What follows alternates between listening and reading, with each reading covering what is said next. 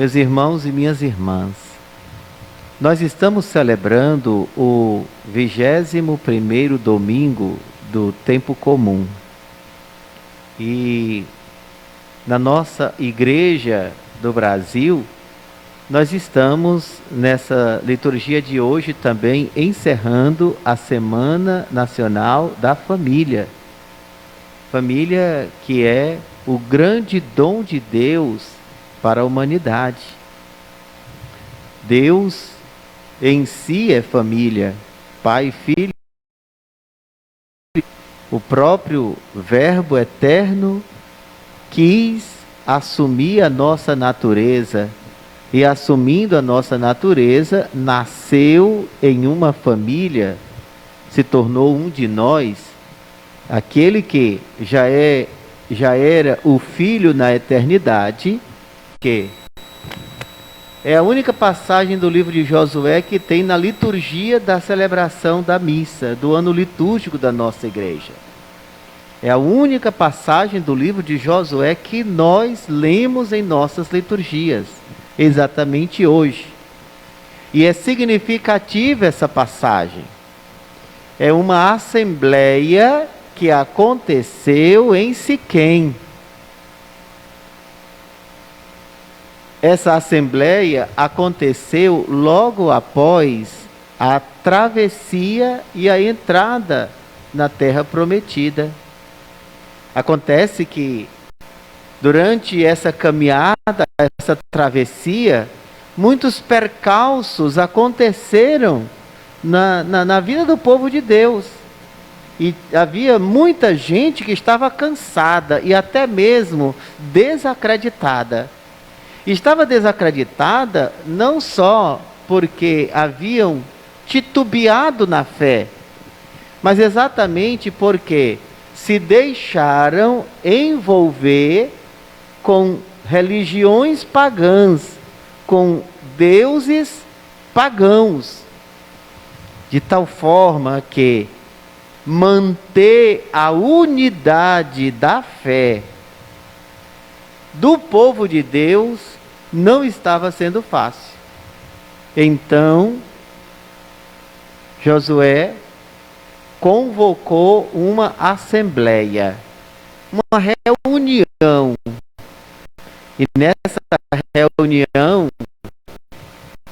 foi representante do povo, foram as lideranças da comunidade, os magistrados, as pessoas influentes, e então foi estabelecida a palavra. Josué então disse da situação que estava acontecendo, as dificuldades da vivência da unidade, da manutenção da fé, e disse: olha, se vocês querem seguir aos deuses cananeus, aos deuses estrangeiros, vocês têm agora a oportunidade de fazer essa escolha. Agora eu garanto para vocês, eu e minha casa serviremos ao Senhor. E diante dessa palavra, a assembleia também disse: longe de nós servirmos aos deuses estrangeiros, nós também queremos servir ao Senhor, queremos servir. O querer, a vontade, o desejo de servir é importante e fundamental? É. Acontece que uma coisa é o desejo de servir, outra é o serviço em si mesmo. Porque esse caminho não é um caminho fácil, é um caminho exigente. Existem condições para se servir a Deus. E essas condições não são estabelecidas por nós, não. Não somos nós que ditamos as regras, não somos nós que estabelecemos as normas de como vamos seguir. Se fosse assim, era muito fácil. E o pior, não haveria unidade na fé. Não haveria unidade. Porque se cada um agora inventasse, criasse a sua própria religião e o modo de servir a Deus, então Deus não seria o princípio da unidade da fé, onde cada um quisesse seguir a revelia ou ao seu modo, colocando os seus critérios, as suas condições para o seguimento de Deus. A religião cristã, a religião como um todo, ela é revelada. O que significa isso? Não fomos nós que criamos a religião. Religião não é uma criação da igreja, não é uma criação do homem, não é uma invenção do homem. Aquilo que nós vimos, aquilo que nós ouvimos, aquilo que nossos pais nos contaram, nós vos transmitimos. Isso é a tradição da fé, da religião. Ou seja, o que é que nós fazemos?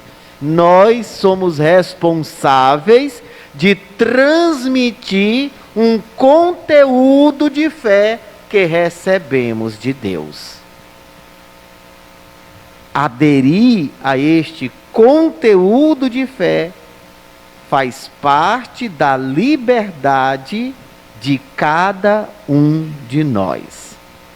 Não somos nós que colocamos os requisitos da fé. É Deus quem nos dá e nos convida a abraçar esse conteúdo de fé para a nossa vida. Nessa mesma linha de raciocínio, de pensamento, vem o evangelho de hoje, o evangelho de São João que nós ouvimos. E é interessante como inicia esse evangelho. Ele inicia com a murmuração de algumas pessoas. E por que as pessoas murmuravam? Jesus, ele dizia: eu sou o pão vivo descido do céu. Quem come deste pão viverá eternamente.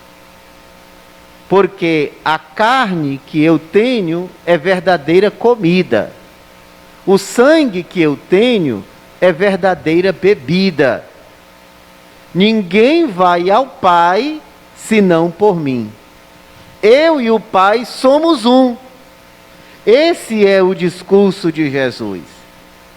Diante dessas palavras, muitos discípulos, porque não haviam apenas os 12, havia muita gente que seguia Jesus, as praças lotavam de pessoas para escutá-lo, se admiravam das palavras de Jesus, palavras de sabedoria, uma palavra que enchia o coração, fortalecia a alma, as pessoas se sentiam bem ao ouvir Jesus. Porém, quando Jesus disse: eu e o Pai somos um, ele dizendo que é a revelação principal de Deus, que é Deus verdadeiro, muita gente olhou assim, de canto de olho, baixou a cabeça, outros resmungavam, e aí tiveram alguns que disseram: essas palavras são duras demais, quem pode segui-la? Quem pode ouvi-la? Quem pode aceitá-la? Por quê? Porque enquanto Jesus falava da lei, estava tudo bem. Quando Jesus falava da Torá, tudo bem, não estava mexendo em absolutamente nada. Jesus mandava cumprir os mandamentos. Mas quando Jesus dizia que o importante é Ele, que Ele é mais importante do que a lei de Moisés, que a lei que existe no Antigo Testamento, Ele veio dar pleno cumprimento, que Ele é a plenitude da revelação, que Ele é Deus verdadeiro, aí muita gente não quis aceitar. Não conseguiu aderir a Jesus. Por quê? Porque a adesão a Jesus não é adesão à palavra de Jesus, a uma palavra, a um discurso, a uma ideologia. Jesus não nos veio apresentar nenhuma ideologia de vida, não. Seguimento de Jesus não é uma ideologia de vida, não é um modo de viver. O seguimento de Jesus é a adesão a uma pessoa concreta. E essa pessoa é verdadeiramente Deus e verdadeiramente homem. Quem não aceita Jesus verdadeiramente Deus não é cristão. Por isso muita gente se escandalizou. Ah, quer dizer que ele é Deus? Ele está dizendo que é Deus. Não, essa palavra não, isso aí não. Eu aceito outras coisas, mas que você é Deus, eu não aceito. Quantas pessoas disseram isso? Vocês pensam que isso é só realidade do passado, que ficou na Sagrada Escritura, como um conto de São João? Não. Ainda hoje, existem muitas pessoas que não creem na divindade de Cristo. Às vezes, me perdoem, a ignorância da nossa própria formação cristã na igreja. Muitas vezes eu pergunto a umas pessoas e outras: quem é Jesus? Ah, Jesus é o Filho de Deus. Quem é Jesus para você? Ah, Jesus é minha paz, Jesus é meu amor, Jesus é meu sol, Jesus nem é sol, Jesus nem é paz, é amor, tudo bem, pode ser chamado de amor, porque Deus é amor. Mas Jesus é Deus, esta é a resposta. É Deus de Deus, é luz da luz, é Deus verdadeiro de Deus verdadeiro. Sempre existiu, nunca houve um tempo que não existisse. Ele é a razão de estarmos aqui. Ele é a razão de tudo, é a razão da nossa existência, é a razão da nossa vida, é o princípio, é o fim, é o caminho para o céu, é a palavra encarnada. É esta convicção de fé que nós temos. Nunca, nunca podemos imaginar como se Jesus não fosse Deus. E diante disso, muitos resolveram ir embora. E Jesus olhou para eles e disse: quer dizer que essas palavras que eu digo para vocês escandaliza vocês? Isso vos escandaliza? E quando virdes o Filho do Homem subindo e descendo, vocês se escandalizam porque eu digo, eu vim do céu, que eu sou o pão da vida, que ninguém vai ao Pai a não ser por mim? Mas ainda hoje, a proposta de Jesus causa escândalo em muita gente. Querem um exemplo? Nós estamos celebrando o encerramento da Semana Nacional da Família. O que é a família para nós? Para nós cristãos que recebemos a mensagem de Jesus, a família é composta de um homem com uma mulher. Ali nasce a família. Casamento. que para nós casamento é matrimônio, é sacramento. É um homem com uma mulher, ou seja, a unidade na distinção sexual. Na distinção sexual. Portanto, para nós cristãos, não existe casamento homoafetivo. Não existe. Para nós cristãos não existe. Nós que somos cristãos. Depois, é indissolúvel. O que Deus uniu, o homem não pode separar. Para nós cristãos, casamento não se desmancha. Não existe divórcio. Para nós cristãos, matrimônio não tem separação. Matrimônio é um homem com uma mulher numa união de vida toda. Ou seja, a unidade matrimonial. Para nós cristãos, não existe a possibilidade de um homem estar ligado com duas ou mais mulheres ao mesmo tempo, ou uma mulher estar ligada com dois ou mais homens ao mesmo tempo. Não existe nem a poligamia, nem a poligenia. Ah, essas palavras são duras demais. Quem pode observá-la? São duras? Isso vos escandaliza? Quem disse que é fácil ser cristão? Quem disse que é fácil ser católico? Ninguém disse isso. Jesus nunca nos enganou. Nunca. Em momento nenhum Jesus nos enganou. Ele sempre disse: quem quiser me seguir, renuncie a si mesmo. Quem quiser me seguir, tome a sua cruz. Quem quiser me seguir, abandone pai e mãe e me siga. Quem quiser me seguir, lembre-se, as aves têm seus ninhos, as raposas têm suas tocas, mas o Filho do Homem não tem onde reclinar a cabeça. Quem quiser me seguir, receberá na outra vida 100 vezes mais pai, mãe, irmãos, com e nesta vida com perseguições. Então, Jesus, em momento algum, não existe uma passagem da Sagrada Escritura que Jesus tenha nos enganado no segmento. Não nos enganou. Ele nunca prometeu que vamos ficar ricos porque seguimos. Nunca prometeu que vamos ter prosperidade porque o seguimos. Nunca prometeu que vamos ter bom emprego. Nunca prometeu que vamos nos dar bem na vida social. Nunca nos prometeu a ascensão política. Nunca se envolveu com política partidária. Nunca defendeu direita, esquerda, centro, A ou B ou C. Absolutamente nada disso. Em momento algum, Jesus tomou posição política partidária.